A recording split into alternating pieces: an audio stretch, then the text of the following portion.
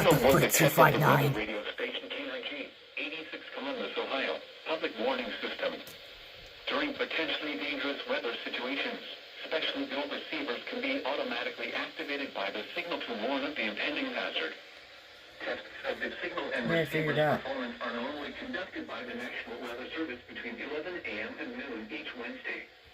If there is a threat of severe weather, the test will be postponed to the next available good weather day. Reception of this broadcast, and especially the warning alarm tone, will vary at any given location. This variability, normally more noticeable at greater distances from the transmitter, can occur even though you are using a good quality receiver in good working order.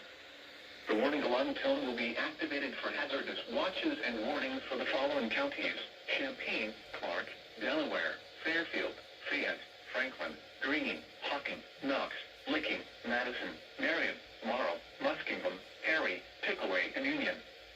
This concludes the weekly test of weather radio station KIG, 86 Columbus, Ohio.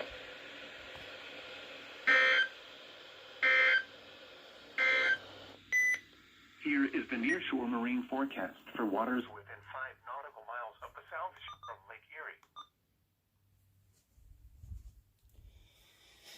Well, that was fun. I know how WX priority works on the Bearcat.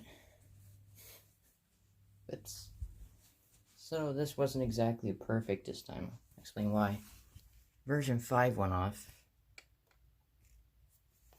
The 12-250 went off after a whole entire night of it not going off because of an interference with the Bearcat.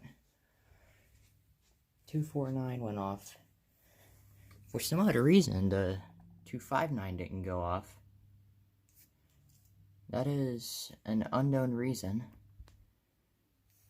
Accurate with an iHome speaker connected to it went off. Well, this guy did have kind of a long night. Oh well. And the Bearcat went off for WX priority. So yeah. And tonight there's more severe weather expected.